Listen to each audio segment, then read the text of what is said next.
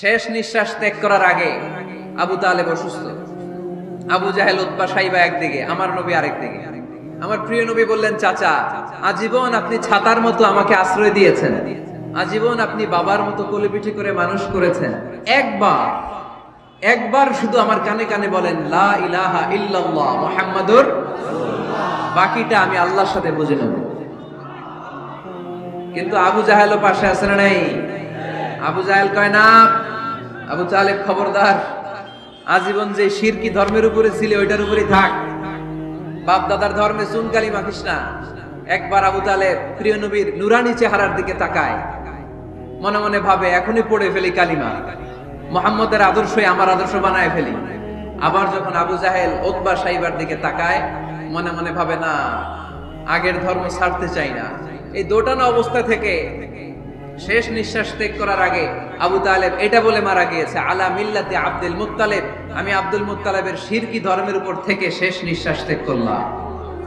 তার মানে আল্লাহর দেয়া বিধান অনুযায়ী সে জান্নাতি না জাহান্নামী? শুধু যে নবীরে ভালোবাসছিল কোনো কাজে আসছে? কথা বলেন। তাহলে শুধু ভালোবাসা আমারে বাঁচাতে পারবে না, নবীর ভালোবাসার পাশাপাশি আমার নবীর আদর্শ জীবনে থাকার দরকার আছে না নাই?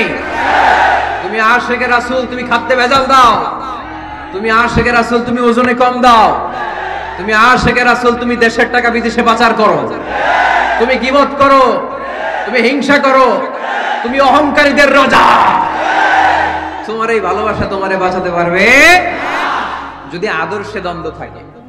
আমরা আল্লাহ রাসূলকে ভালোবাসি, রাসূলের আদর্শও মেনে নিয়েছি, কারণ আমার নবীর আদর্শই আমার। কথা কি বুঝতে পেরেছেন?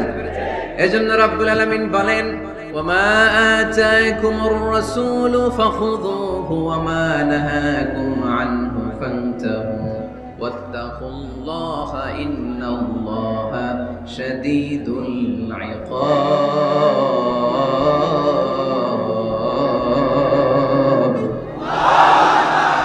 যা রাসূল নিয়ে এসেছে ধরো, আওয়াজ করে, যা রাসূল নিয়ে এসেছে, যা নিষেধ করেছে।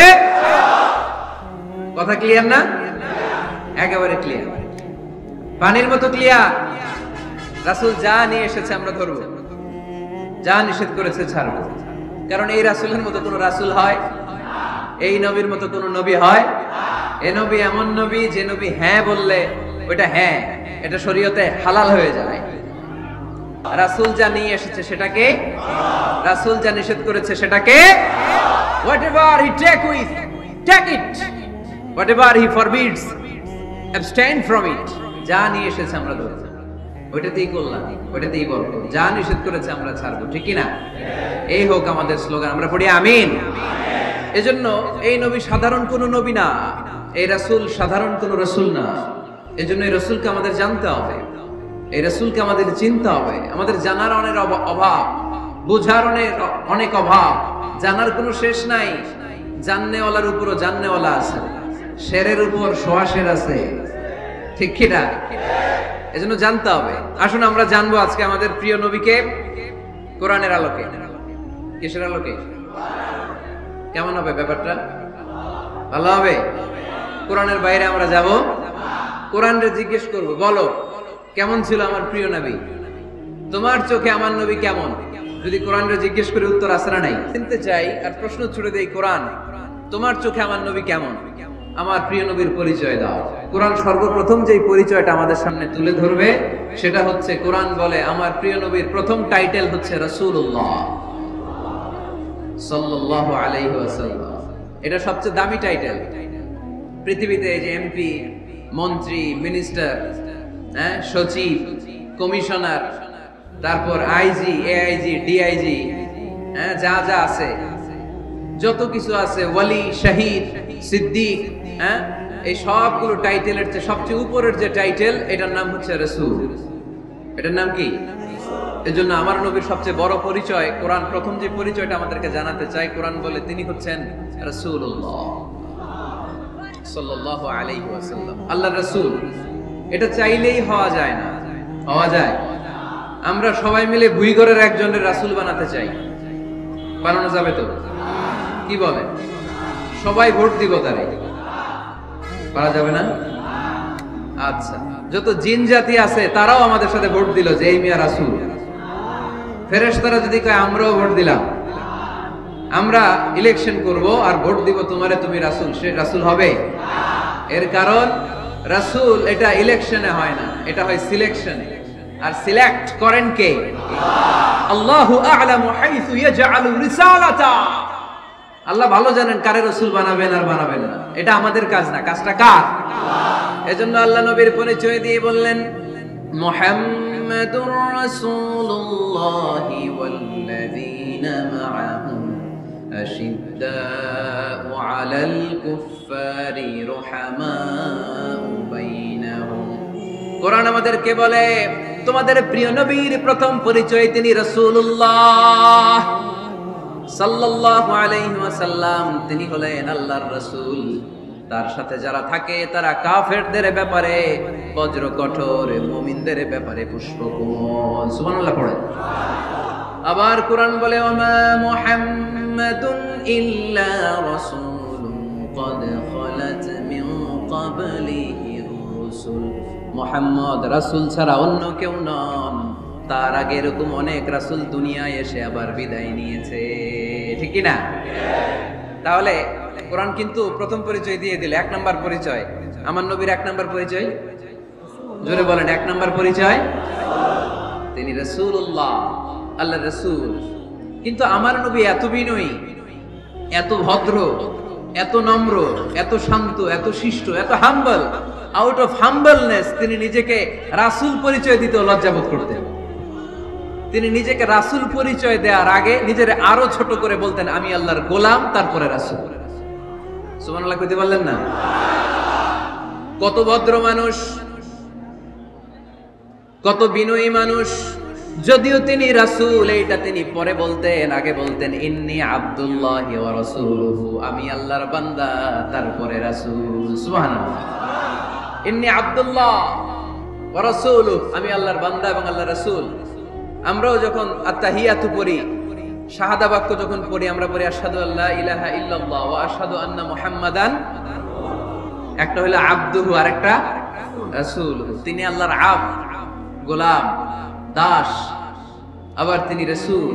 তিনি যখন দোয়া করতেন তিনি বলতেন আল্লাহুম্মা ইন্নী আবদুক ওয়া ইবনু আবদিক ওয়া ইবনু আমাতিক। আল্লাহর কাছে দোয়া করতেন, কাঁদতেন আর বলতেন আল্লাহ আমি আপনার গোলাম, গোলামের ঘরের গোলাম, বান্দির ঘরের গোলাম। আমার বাবা আব্দুল্লাহ আপনার গোলাম, আমার মা আমিনা আপনার বান্দি, আমার 14 গোষ্ঠী আপনার গোলাম। নাসিয়াত। এবার কোরআনকে যদি বলি, কোরআন বুঝলাম তিনি নবী, রাসূল। রাসূল তার প্রথম পরিচয়। এবার তার আর কোনো পরিচয় আছে কিনা বলো? কোরআন বলে আছে। তিনি শুধু রাসূল না, তিনি শেষ রাসূল। তিনি শুধু নবী না, তিনি শেষ নবী। He is the last messenger. আদম আলাইহিস সালাম থেকে আরম্ভ করে ঈসা আলাইহিস সালাম পর্যন্ত নবী আসার যে ধারাবাহিকতা, এই ধারাবাহিকতা আল্লাহ তাআলা বিশ্ব নবীর মাধ্যমে ক্লোজ করে দিয়েছেন। ওনার পরে আর কোন নবী আসবে? ওনার পরে আর কোন রাসূল আসবে?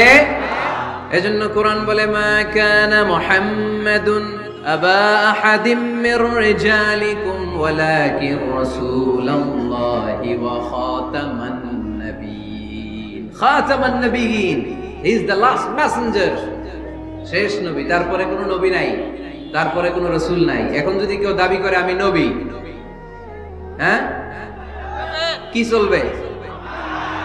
খালি মাইর চলবে, আওয়াজ ছাড়া। মাইর হবে, আওয়াজ হবে। এজন্য আল্লাহ বললেন তিনি হলেন খাতামুন নাবিয়্যিন, ওনার পরে আর কোনো নবী নাই। আমার নবী বলছেন লা নাবিয়্যা বা'দি ওয়ালা রাসূলা, আমার পরে কোনো নবী নাই, আমার পরে কোনো রাসূল নাই। তবে লাউ কানা বা'দি নাবিয়্যুন লাকানা উমর, আমার পরে নবী হওয়ার যোগ্যতা যদি কারো থাকে, আমার ওমরের ওই যোগ্যতা আছে। প্রভু তুমি বলেছো রাসূল দেবে না, বলনি দেবে না ওমর, বলনি দেবে না হামজা তারি, খালিদ বিজয় সমর। প্রভু তুমি বলেছো রাসূল দেবে না, বলনি দেবে না ওমর, বলনি দেবে না হামজা তারি, খালিদ বিজয় সমর, প্রভু তুমি বলেছো রাসূল দেবে না, রাসূল দেবে না, এই কথাটা কার? আমার নবীর পরে আর কোন রাসূল তিনি দিবেন না, তিনি শেষ নবী, তিনি আখিরি নবী। সুবহানাল্লাহ পড়েন। আবু মুসা আলাইহিস সালাম ফেরাউনের সামনে যেয়ে দাঁড়ালেন। ফেরাউনের জাদুকররা বিশাল বড় বড় বাঘ বানালো, সিংহ বানালো, সাপ বানালো। মুসা আলাইহিস সালাম দেখে ভড়কে গেলেন, ভয় পেয়ে গেলেন। আল্লাহ বললেন, মুসা ভয় নাই, তোমার লাঠিটা খালি ফেলো। কি ফেলো? মুসা আলাইহিস সালামকে একটা লাঠি দিছে কে? লাঠি ফেলার সাথে সাথে মুহূর্তের মধ্যে হাইয়াতান তাসআ, বিশাল এক অজগর সাপ।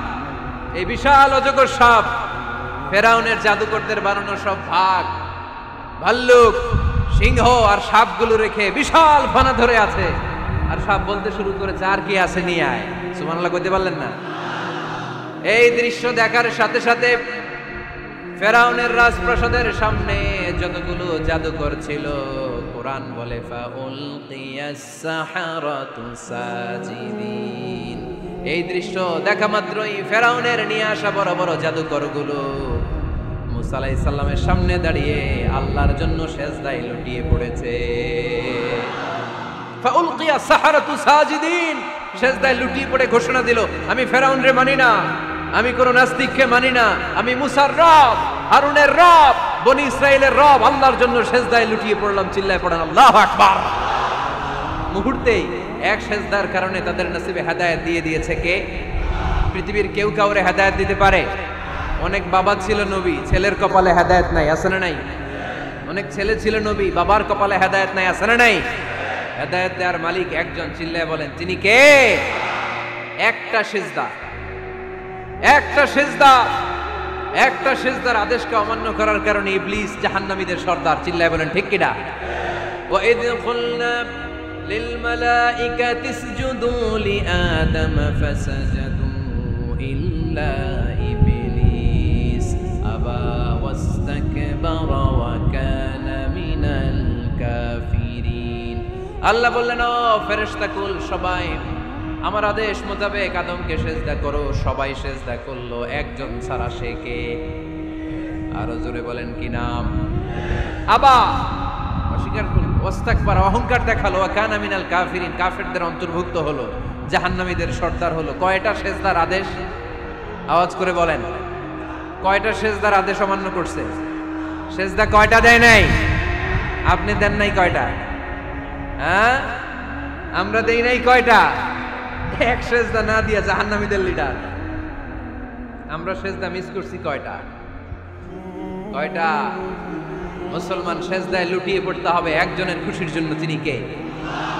তাহলে কোরআনকে যে প্রশ্ন করেছি, কোরআন সব উত্তর দিয়ে ফেললো। কোরআন আমাদেরকে জানিয়ে দিল, তোমরা সবাই আল্লাহর নৈকট্যপ্রাপ্ত বান্দা হতে চাও, আল্লাহর কাছের বান্দা হতে চাও, তাহলে ওয়াসজুদ, কি করো? সবাই বলে নাই, আওয়াজ করে বলো মুসলমান, ওয়াসজুদ মানে কি? সিজদা করো। সিজদা করলে আল্লাহ হবে মনের যত। আল্লাহর হাবিব সাল্লাল্লাহু আলাইহি ওয়াসাল্লাম লম্বা সময় ধরে রাতে সিজদায় পড়ে থাকতেন। আল্লাহর হাবিব সাল্লাল্লাহু আলাইহি ওয়াসাল্লামের সাহাবারা সব সময় লম্বা লম্বা রুকু দিতেন, লম্বা লম্বা সিজদা দিতেন। কিন্তু আমরা রুকুর মধ্যে তাড়াহুড়ো করি, সিজদা দিতে যে তাড়াহুড়ো করি, এরকম আছে না? না, নিমসার এলাকায় এরকম কেউ নাই আলহামদুলিল্লাহ। আপনারা তাড়াহুড়ো করেন? করবেন না আমার ভাইয়েরা। There is no rushing in salah. সালাতে তাড়াহুড়ো নেই। There is no hastiness in salah. সালাতে কোনো তাড়াহুড়ো নেই।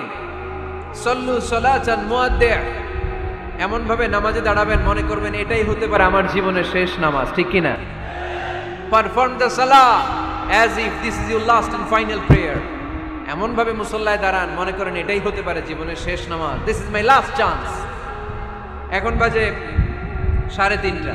কেউ যদি বলে আসরের যে নামাজটা পড়বেন এটাই আপনার জীবনের শেষ নামাজ, ওই নামাজ আপনি তাড়াহুড়া করবেন? কথা বলেন। আরে কাঁদতে কাঁদতে আপনি শেষ। এত সুন্দর ওযু বানাবেন, এত সুন্দর আতর মেখে যায় নামাজ বিছিয়ে পাঞ্জাবিটা পরে আপনি নামাজে দাঁড়াবেন। রুকুতে কি সুন্দর রুকু করবেন, লম্বা সময় সিজদা করে চোখের পানি দিয়ে তো সেদিন আপনার জায়নামাজ আপনি ভিজিয়ে দিবেন, ঠিক কি না? কেন এমনটা করবেন? কারণ আপনি জেনে গিয়েছেন এটাই আমার শেষ নামাজ, তাই না? তো প্রতিটা নামাজের সময় এই জিনিসটা ভাবলে সমস্যা কোথায়? আমরা যে আরো আধা ঘন্টা এখানকার সবাই বেঁচে থাকবো কোনো গ্যারান্টি আছে? আরো 10 মিনিট হায়াত পাবো, গ্যারান্টি? 5 মিনিট, 2 মিনিট, শ্বাস যেটা নিলাম, ব্রেথ ইন করলাম, এটার ব্রেথ আউট করতে পারবো, কোনো গ্যারান্টি আছে? তো প্রতিটা সালাতের মুসল্লায় যখন দাঁড়াই, এই চিন্তাটা আমাদের মাথায় আসে না কেন যে এটাই আমার শেষ নামাজ? সল্লু সালাতান মুআদ্দিন। আমার প্রিয় কুমিল্লাবাসী ভাইয়েরা, যখনই নামাজে আমরা দাঁড়াবো আমরা ভাববো হতে পারে এটাই আমার জীবনের শেষ নামাজ, এটাই জীবনের, ভাবা যাবে? আর লম্বা চূড়া রুকু করবেন, লম্বা সেজদা করবেন, রুকুতে পিঠটা সোজা রাখবেন। আল্লাহর হাবিব সাল্লাল্লাহু আলাইহি ওয়াসাল্লাম যখন রুকু করতেন পিঠটা থাকতো স্ট্রেট ফরওয়ার্ড, বাঁকাও না উঁচুও না, ওয়াকানা বাইনা যালিক। সাহাবারা বলতেন আল্লাহর হাবিব সাল্লাল্লাহু আলাইহি ওয়াসাল্লামের রুকুর পিঠের উপরে পানি ভর্তি কোনো গ্লাস রেখে দিলে গ্লাসটাও কাঁপবে না, পানিটাও পড়বে না। তার মানে বাঁকা ছিল পিঠ, তাই না?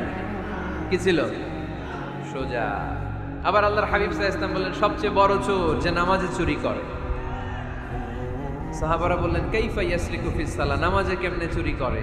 আল্লাহর হাবিব সাল্লাল্লাহু আলাইহি ওয়াসাল্লাম বললেন ইয়াসরিকু ফি রুকুইহি ওয়া সুজুদিহি, রুকু সেজদায় চুরি করে। এরকম নামাজ চোর আছে না নাই? রুকু থেকে সোজা হয়ে দাঁড়িয়ে কয়েক সেকেন্ড আপনি রিল্যাক্স করবেন। প্রথম সেজদা দিয়ে আপনি সোজা হয়ে বসে কয়েক সেকেন্ড রিল্যাক্স করবেন। কি করবেন? রিল্যাক্স। আওয়াজ করে পড়েন সবাই, রিল্যাক্স। নামাজে তাড়াহুড়ো নাই, সালাত হচ্ছে মেডিটেশন, রিল্যাক্স। এক সেজদা দিয়ে বসে আপনি রিল্যাক্স করবেন ধীরস্থির ভাবে, এরপরে দ্বিতীয় সেজদায় যাবেন। অনেকে সেজদা প্রথমটা দিয়ে কোন রকম মাথাটা তুইলেই আবার সেজদায় দৌড় মারে, আছে না নাই? রুকু থেকে স্ট্রেট ফরওয়ার্ড দাঁড়ানোর কথা, দাঁড়িয়ে 1-2 সেকেন্ড রিল্যাক্স করার কথা, ওইটা না করে রুকু থেকে কোন রকম মাথা তুলেই আবার সেজদায় দৌড় মারে, এরকম ডাকাত আছে না নাই? এরাই সালাত চোর। আমরা যেন নামাজ চোরের খাতায় নিজেদের নাম না তুলি, আমরা যেন বেশি বেশি আল্লাহর সেজদা দেই। তাহলে কোরআন আমাদেরকে জানালো আমরা যদি আল্লাহর কাছে যেতে চাই কি করতে হবে? বইলা গেছি, খাইয়া ফালাইছি, আওয়াজ করে বলেন কি করবেন? আল্লাহর হাবিব সাল্লাল্লাহু আলাইহি ওয়াসাল্লাম সব সময় লম্বা লম্বা সেজদায় পড়ে থাকতেন। আল্লাহর নবীর সাহাবারা সব সময় লম্বা লম্বা সেজদায় পড়ে থাকতেন। আল্লাহ বলেন তারাহুম রুকআন সুজদা। আপনি দেখবেন আল্লাহর নবীর সাহাবারা আবু বকর, ওমর, উসমান, আলী রাদিয়াল্লাহু তাআলা আনহুম আজমাইন, তাদের স্বভাব ছিল বিপদে পড়লেই লম্বা লম্বা সেজদায় পড়ে যেতে। এক সাহাবী এসে বললেন ইয়া রাসূলুল্লাহ আল্লিমনি আমালান ইযা আমিলতুহু ইউদখিলুনিল জান্নাহ, আপনি আমারে এমন একটা আমল শিখায়া দেন যে আমল করলে আল্লাহ আমারে জান্নাতে ঢুকায় দিবে। আল্লাহর হাবিব সাল্লাল্লাহু আলাইহি ওয়াসাল্লাম বললেন আলাইকা বিকাসরাতি সুজুদ, তোমার উচিত বেশি বেশি আল্লাহর জন্য সেজদায় লুটিয়ে পড়া। বেশি বেশি সেজদায় লুটিয়ে পড়লে ওই সেজদাকারীর জন্য জান্নাতকে ওয়াজিব করে দেয় কে? কিয়ামতের ময়দানে আল্লাহ বলবেন ও আমার বান্দারা আমারে সেজদা দিয়ে দেখা, কারা কারা দুনিয়াতে সেজদা দিয়েছিলি, আজকে এই কিয়ামতের ময়দানে আমারে সেজদা দিয়ে দেখা। আমরা যারা দুনিয়ার বুকে সেজদা দিয়েছি আমরা আল্লাহু আকবার বলে সেজদায় লুটিয়ে পড়ব, আলহামদুলিল্লাহ পড়েন। আর যারা দুনিয়ার বুকে সেজদা দেয় নাই, মসজিদে যায় নাই, সেজদাকারীদের সাথে আন্দোলন করে নাই, তারা সেদিন অনেক চেষ্টা করেও তাদের পিঠটারে বাঁকা করতে পারবে না। তাদের পিঠটারে সেই দিন লোহার মতো শক্ত করে দিবে কে? ইয়াউমা ইউকশাফু আন সাকিন ওয়া ইউদআউনা ইলা সুজুদি ফালা ইস্তাতিউন।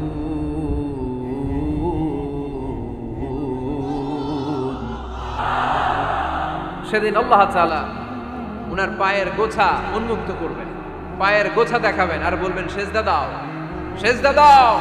কারা দুনিয়াতে সেজদা দিয়েছে এখনই টের পাওয়া যাবে। আমরা আল্লাহু আকবার বলে সেজদায় লুটিয়ে পড়ব, কিন্তু যারা দুনিয়ায় সেজদা দেয় নাই এরা অনেক চেষ্টা করো পিঠটারে বাঁকাই করতে পারবে না, সেজদা তো দূরের কথা, এদের পিঠটারে লোহার রডের মতো শক্ত করে দিবে কে?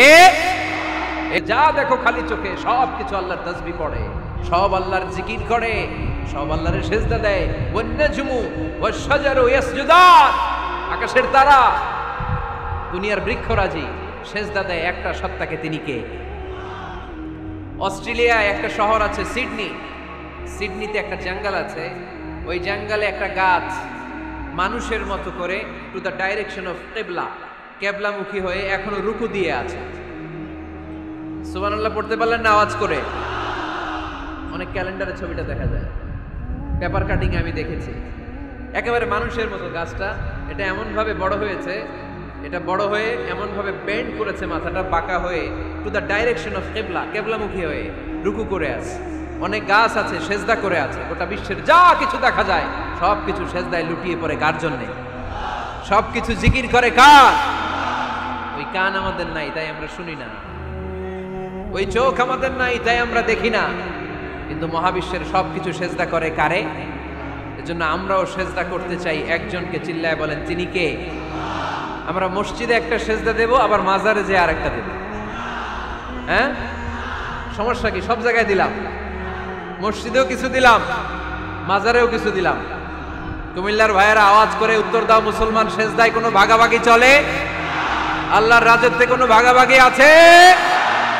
সেজদা চলবে একজনের জন্য, যিনি কে? কোনো ভণ্ডামির সাথে ইসলামের কোনো সম্পর্ক, ভণ্ডামির সাথে কোরআনের কোনো সম্পর্ক। ভণ্ডদের ভালো হওয়ার সুযোগ এখনো আছে না নাই? আজকের এই লাখো জনতার মাহফিল থেকে আমরা তাদেরকে উদাত্ত আহ্বান জানাই, ভণ্ডামি ছেড়ে দেন, ভালো হয়ে যান। ভালো হইতে পয়সা লাগে না। তো দিল বান্দা কালমা চোর, না পায় শ্মশান না পায় ঘোর, দিন থাকিতে আয়রে পথে ছাইড়া দে ভণ্ডামি, ভণ্ডামি ভণ্ডামি ভণ্ডামি, ছাইড়া দে ভণ্ডামি। ঠিক কিনা? নামাজ কালাম পড়ে না, ইবলিশ শয়তানের নানা। এরকম আছে? নামাজ টামাজ নাই, লাল শালু গায়ে দেয়া, গোসল করে না, মাথার চুল দাড়িতে জট বাগানো, বছরে গোসল করে একবার, বছরের একবার ওই গোসলের পানি মুরিদরা খাইয়া সব শেষ। এরকম আছে না নাই? এই অপরিচ্ছন্নতার সাথে, এই নোংরামির সাথে, এই মেন্টালি ডিসঅর্ডারের সাথে পরিচ্ছন্ন ইসলামের কোনো সম্পর্ক আছে? নামাজ কালাম পড়ে না, ইবলিশ শয়তানের নানা, ধর্মের একখান খুঁটি ধইরা কয়দিন করবা হয়রানি, ভণ্ডামি ভণ্ডামি ভণ্ডামি, ছাইড়া দে ভণ্ডামি। ঠিক কিনা? তো দিল বান্দা কালমা চোর, না পায় শ্মশান না পায় ঘোর, দিন থাকিতে আয়রে পথে ছাইড়া দে ভণ্ডামি, ভণ্ডামি ভণ্ডামি ভণ্ডামি, ছাইড়া দে ভণ্ডামি। আওয়াজ তুলে বলেন ঠিক কিনা? কোন ভণ্ডামির সাথে আমাদের সম্পর্ক আছে? এই কপালটারে সৃষ্টি করেছে কে? আমার দেহটারে তৈরি করেছে কে? আমার এই কপাল দিয়ে সেজদা পাওয়ার উপযুক্ত একটাই সত্তা, চিল্লায় বলো মুসলমান, তিনি কে? মনে থাকবে? আল্লাহ ছাড়া অন্য জায়গায় সেজদা দিবেন? মাজারে সেজদা দিবেন? বাজারে সেজদা দিবেন? সেজদা দিবেন কারে? সেজদা দিলেই লাভ, সেজদা দিলেই। তাহলে কোরআন আমাদেরকে শিখালো ওয়াসজুদ ওয়াক্তারিব, prostrate and be closer to me। তোমরা না আল্লাহর কাছে যেতে চাও? তোমরা না আল্লাহর নৈকট্য প্রাপ্ত বান্দা হতে চাও? তোমরা না আল্লাহর কাছের মাহবুব পেয়ারা বান্দা হতে চাও? তাহলে সেজদায় লুটিয়ে পড়ো, সেজদায় লুটিয়ে পড়ো, আল্লাহ তাআলা তোমাদেরকে কাছে টেনে নেবে। আওয়াজ তুলে বলেন ঠিক কিনা? মনের যত জ্বালা যন্ত্রণা দুঃখ ব্যথা আপনি সেজদায় পড়ে আল্লাহরে বলেন। কোনো ভায়া লাগবে না, কোনো মিডিয়া লাগে না, কোনো সিরিয়াল লাগে না, কোনো অ্যাপয়েন্টমেন্ট লাগে না, ডাকতে দেরি, ডাকে সাড়া দিতে দেরি হয়। তাহলে কোরআনের আলোকে আজকে আমরা জেনে গেলাম আল্লাহর কাছে যেতে হলে সেজদায় লুটিয়ে পড়তে হয়। এবার আমরা সুন্নাহর আলোকে জানার চেষ্টা করব কি করে আল্লাহর কাছে যেতে হয়। শুনবেন? কষ্ট হচ্ছে নাকি আপনাদের? সুন্নাহকে যদি আমরা জিজ্ঞেস করি, বিশ্বনবী রেখে যাওয়া সুন্নাতে যদি আমরা একটু তালাশ করি, একটু স্ক্যানিং করি, একটু চোখ গোলাই, তাহলে সুন্নাহ আমাদেরকে বলে বেশি বেশি নফল ইবাদত করো আর আল্লাহর নৈকট্য হাসিল করো।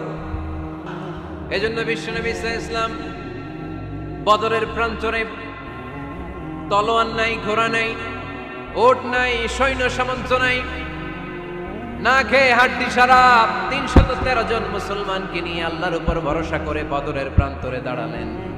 আর ওইদিকে কাফেরদের সৈন্যবাহিনী ছিল 1000। কয় হাজার? মুসলমান কয়জন? মাত্র 313 জন। ওদের কাছে অস্ত্র শস্ত্রে সজ্জিত সেনাবাহিনী, বিশ্বনবীর 313 জনের কাছে তলোয়ার নাই, ঘোড়া নাই, কিচ্ছু নাই। বিশ্বনবী আল্লাহর উপর ভরসা করে এক মুষ্টি বালি নিয়ে ওয়াশাহাতিল ওযু, কাফেরদের চোখগুলো ধ্বংস হোক বলে তিনি বালুগুলো ছড়িয়ে দিলেন। মুহূর্তের মধ্যে 1000 সৈন্যবাহিনীর কাফের সৈনিকদের চোখের মধ্যে ধূলিকণা পৌঁছে দিল কে? আল্লাহর হাবিব সাল্লাল্লাহু আলাইহি ওয়াসাল্লাম বদরের প্রান্তর থেকে এক মুষ্টি বালু নিয়ে বললেন শাহাতিল ওযু বলে তিনি বালু ছুড়ে মারলেন। 1000 সৈন্যবাহিনীর চোখের মধ্যে বালু ছড়াই দিছে কে? বুঝে শুনে উত্তর দিয়ে। এখানে 1000 লোক দাঁড়ানো, আমি বালু নিলাম, গায়ের যত জোর আছে সবার চোখের দিকে মারলাম। 1000 জনের চোখের ভিতরে ঢুকবে সর্বোচ্চ 5 জন, বেশি হইলে 10 জন, তার চেয়ে বেশি হইলে 20 জন, বেশি হইলে 50 জন। বুঝে শুনে উত্তর দিয়ে। আমার মুষ্টিবদ্ধ বালু ছুঁড়ে মারলে 1000 মানুষের চোখের মধ্যে পড়বে? আওয়াজ করে বলেন পড়বে। এজন্য আল্লাহ বলেন নবী ওটা তুমি মারো না, ওটা আমি মারছি। সুবহানাল্লাহ নাই? আল্লাহ বিশ্ব নবীরে ডেকে বলেন ওমা রামাইতা ইয রামাইতা ওয়ালাকিন্নাল্লাহা রামা। নবী হে, বালু তুমি ঠিকই তোমার হাতে নিয়েছো, কিন্তু আমি আল্লাহ নিজ দায়িত্বে 1000 কাফেরের চোখের ভেতরে বালুগুলো পৌঁছে দিয়েছি। তাহলে বান্দা যখন নফল ইবাদত করে তখন বান্দার হাত আর বান্দার হাত থাকে না, ওইখানে আল্লাহর হাত যুক্ত হয়ে যায়। বান্দার পা থাকে না, সেখানে আল্লাহর পা যুক্ত হয়ে যায়। বান্দা যখন দেখে নিজ চোখে দেখে না, আল্লাহর দৃষ্টিশক্তি সেখানে যুক্ত হয়ে যায়। চিল্লায় বলেন ঠিক কি না? এজন্য নফল ইবাদত করতে রাজি আছেন তো? সুনানে তিরমিজির বর্ণনায় আল্লাহর হাবিব সাল্লাল্লাহু আলাইহি ওয়াসাল্লাম বললেন হাদিসে কুদসি কিয়ামতের দিন বান্দার যখন ফরজে ঘাটতি হবে, কিসে ঘাটতি হবে? ফরজে। আল্লাহ পাক বলবেন উনজুরু হাল্লি আবদি মিন তাতাবু, ও ফেরেশতারা দেখো তো আমার বান্দা নফল করছে কিনা। ফরজে যেহেতু তার ঘাটতি, দেখো তো আমার বান্দার কোনো নফল ইবাদত আছে কিনা। ফেরেশতারা বলবে আছে। আল্লাহ বলবেন তাহলে ফরজগুলার যেহেতু ঘাটতি, নফল থেকে কিছু এনে ফরজে বসাই দিয়ে ওগুলোর ফরজ বানায় দাও। এজন্য নফল ইবাদতের দরকার আছে না নাই? ফরজ তো করাই লাগবে, এটা কম্পালসারি, এটার মাফ নাই, এটা অব্লিগেটরি। নফল করে আল্লাহর কাছে যাওয়া যায়। নফল হচ্ছে ওভারটাইম। নফল ইবাদত কেমন? আওয়াজ করে বলেন। তাহলে কোরআনের আলোকে আমরা জানলাম যে আল্লাহর কাছে যেতে হলে কি করতে হয়? সেজদা দিতে হয়। আর সুন্নাহর আলোকে আমরা জানলাম আল্লাহর কাছে যেতে হলে কি করার মাধ্যমে কাছে যেতে হয়? আওয়াজ করে বলেন। নফল ইবাদত করতে রাজি আছেন সবাই? সবচাইতে শ্রেষ্ঠ নফল ইবাদত হচ্ছে কোরআনের তেলাওয়াত, ঠিক কি না?